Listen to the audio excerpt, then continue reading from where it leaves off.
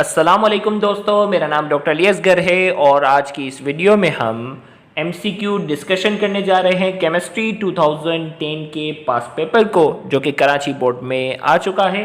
तो आज की इस लेक्चर को शुरू करने से पहले आपसे एक बार रिक्वेस्ट करेंगे कि अगर आपने अब तक हमारे इस चैनल को सब्सक्राइब नहीं किया, जो कि सिंध बोर्ड टीचिंग के नाम से है, तो काइंडली आज ही आप हमारे इस चैनल को सब्सक्राइब करें और साथ ही साथ बेल आइकन को लाजमी क्लिक करें ताकि हमारी अपलोड करदा तमाम इंपॉर्टेंट वीडियोस की नोटिफिकेशन भी आपको रिसीव हो सके। तो आइए हम स्टार्ट करते हैं सेकेंड ईयर केमिस्ट्री 2010 के पास पेपर में आने वाले वो तमाम एमसीक्यू जो 2010 में पूछे गए हैं। आज की इस वीडियो में उन तमाम एमसीक्यू को हम डिस्कस करने जा रहे हैं। तो आइए, सबसे पहला MCQ, the human body store a part of glucose in liver in the form of.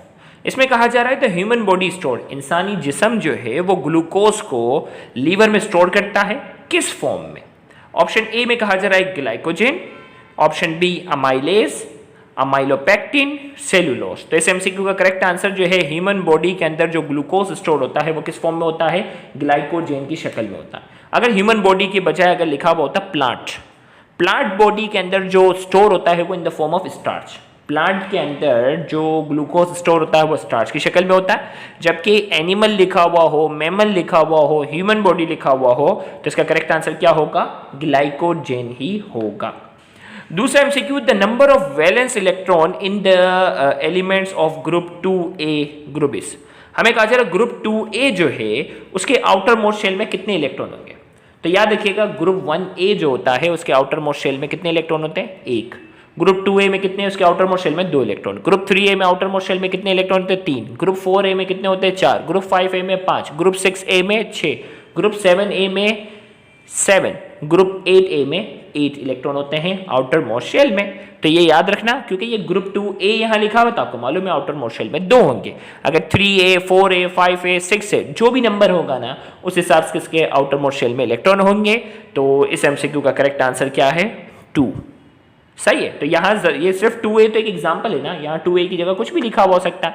तो फैमिली a के साथ जो भी नंबर लिखा हुआ होगा उसके आउटर मोस्ट शेल में उतने ही इलेक्ट्रॉन होते हैं। आगे, the crystalline solid that contain water molecule in their crystal are called. हमने कहा क्रिस्टलाइन सॉलिड होते हैं that contain water molecule in their crystal, जिनके क्रिस्टल के अंदर जो वाटर मॉलिक्यूल पाए जाते हैं उन्हें क्या कहते हैं? ऑप्शन ए में कहा जा रहा है हाइड्रेट्स, हाइड्राइड्स, हाइड्रोलाइट्स, इलेक्ट्रोलाइट्स। तो याद रखिएगा कि वो क्रिस्टलाइन सॉलिड जिनके क्रिस्टल के अंदर पानी पाए जाते हैं वो हाइड्रेटेड मॉलिक्यूल कहलाते हैं। क्या कहलाते हैं? Hydrated molecule. तो ये क्या हो जाएगा इसका करेक्ट आंसर? हाइड्रेट्स। तो इसका आंसर हाइड्रेट्स है। फिर इसके बाद कहा जा रहा है bauxite is an ore use for the extraction of. Bauxite जो है वो क्या है? ओर है।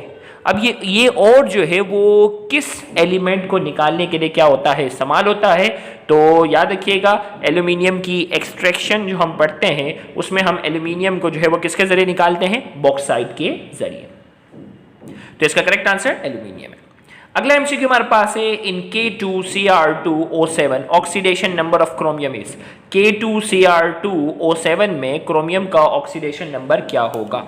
तो मैं यहाँ आपको निकाल के बता देता हूँ भाई। ये हमारे पास जो है K2Cr2O7। अब हमें क्रोमियम का ऑक्सीडेशन नंबर चाहिए ना। पोटेशियम है ना, पोटेशियम के ऊपर हमेशा 1 आता है। देखो पोटेशियम कितने? 2। पोटेशियम के ऊपर हमें, और देखो इसके ऊपर कोई चार्ज नहीं था तो ये ओवरऑल क्या था? 0। अब पोटेशियम के ऊपर हमेशा +1 होता है। 2 थे इसीलिए बाहर मैंने जो है वो 2 लिखा। प्लस क्रोमियम का तो हमें मालूम करना है, 2Cr हो गया। इसी तरीके से प्लस ऑक्सीजन जो है वो कितने हैं? 7 है, 7 बार लिखा। और एक ऑक्सीजन के ऊपर हमेशा -2 होता है, इक्वल टू 0। अब सोल्व करना है। 2 को +1 से मल्टीप्लाई कर, ये हो गया 2 + 2Cr हो गया, -2 मल्टीप्लाई बाय 7 कितना हो गया? -14। और ये हो जाएगा इक्वल टू 0। अब 14 यहाँ माइनस में, वहाँ जाकर क्या हो जाएगा? प्लस में हो जाएगा। तो 14 वहाँ जाकर इक्वल टू के उस तरफ जाकर प्लस में हो गया। 2 यहाँ जो है वो प्लस में, वहाँ जाकर क्या हो जाएगा? -2Cr अपनी जगह पर। अब 14 - 2 कितना हो जाता है? 12। और 2 यहाँ मल्टीप्लाई, वहाँ जाकर क्या हो जाएगा? डिवाइड। तो क्रोमियम का जो आंसर आ जाएगा वो देखो, ये 2 से डिवाइड हुआ तो +6 इसका क्या हो जाएगा? आंसर होगा। तो क्रोमियम का ऑक्सीडेशन स्टेट क्या है? +6। तो इस MCQ का हमारे पास जो करेक्ट आंसर क्या है, इन K2Cr2O7 oxidation number of chromium is +6। अगला MCQ हमारे पास है, कई बार पास पेपर में पूछा गया है, अमोनल इज अ मिक्सचर ऑफ, अमोनल जो है वो क्या है, मिक्सचर होता है किसका, aluminium powder and aluminium nitrate. Aluminium nitrate और एल्यूमिनियम पाउडर का जो मिक्सचर होता है वो क्या होता है, अमोनल होता है। अगला MCQ हमारे पास है और इसमें कहा जा रहा है, the harmful and undesirable reaction of metal when expose to atmosphere और any chemical agent is known as. Harmful और अनडिजायरेबल रिएक्शन होता है मेटल के साथ, जब उसको एटमॉस्फेयर से या किसी भी केमिकल एजेंट के साथ हम उसे एक्सपोज करते हैं, उसे क्या कहते हैं। ऑप्शन ए में कहा जा रहा है एलोट्रॉपी, इसमें कहा जा रहा है कोरोजन, इसमें कहा जा रहा है इलेक्ट्रोप्लेटिंग और इसमें कहा जा रहा है क्रैकिंग। तो इस MCQ का करेक्ट आंसर क्या है, कोरोजन। कोरोजन जो होता है वो एक हार्मफुल और अनडिजायरेबल जो होता है वो रिएक्शन होता है मेटल का, जब उसे एटमॉस्फेयर के साथ क्या कर रहे होते हैं, एटमॉस्फेयर के साथ एक्सपोज करते हैं या किसी भी केमिकल एजेंट के साथ। तो मजीद डिटेल के लिए आप कोरोजन वाला हमारा लेक्चर देख सकते हैं।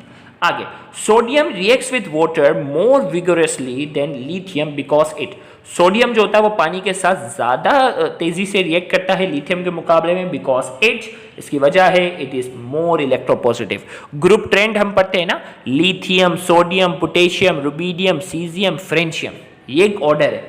तो यहाँ सोडियम और लिथियम का कंपैरिजन दिया गया। अब ये कंपैरिजन कुछ भी दे सकते हैं, तो याद रखिएगा सबसे कम रिएक्टिविटी होगी पानी के साथ, जो है ना कम रिएक्टिविटी होती है वो लिथियम की होती है। लिथियम के बाद आ जाता है सोडियम। सोडियम लिथियम के मुकाबले में ज्यादा रिएक्ट करता है। फिर इसके बाद देखो मैं आपको पेपर में लिख के देता हूँ, देखो रुको ताकि आपको याद रहे। Lithium, sodium, potassium, rubidium, caesium, francium, ये आपके पास ऑर्डर है। अब देखो भाई, लिथियम के मुकाबले में सोडियम ज़्यादा रिएक्टिव है, पोटेशियम सोडियम के मुकाबले में ज़्यादा रिएक्टिव है, रुबीडियम पोटेशियम के मुकाबले में ज़्यादा रिएक्टिव है, सीजियम रुबीडियम के मुकाबले में ज़्यादा रिएक्टिव है, फ्रेंशियम सीजियम के मुकाबले में ज़्यादा रिएक्टिव है। तो अब सवाल में, और इन तमाम की वजह यही होगी, sodium react with water more vigorously than lithium because it, sodium जो होता है वो पानी के मुकाबले में जो है वो ज़्यादा तेज़ी से रिएक्ट करता है लिथियम के मुकाबले में, because it is more electropositive. ये जो है वो इलेक्ट्रॉन ज़्यादा आसानी से लॉस कर रहा होता है लिथियम के मुकाबले में, इसीलिए ये ज़्यादा तेज़ी से रिएक्ट करता है। फिर इसके बाद the metal present in Grignard's reagent, Grignard's reagent पे पूरा डिटेल लेक्चर हमने डिस्कस किया हुआ। इसके अंदर जो मेटल होता है वो कौन सा होता है, मैग्नीशियम होता है। आगे, the chlorination of methane CH4 is an example of, chlorination का पूरा लेक्चर हमने डिटेल में डिस्कस किया हुआ है। तो क्लोरीनेशन ऑफ मीथेन जो होता है वो सब्स्टिट्यूशन रिएक्शन की क्या है, एक एग्जांपल है। तो इसका करेक्ट आंसर क्या है, सब्स्टिट्यूशन रिएक्शन। फिर इसके बाद catenation, catenation is a process in which carbon shows the property of, catenation एक प्रोसेस है जिसमें कार्बन क्या शो करता है।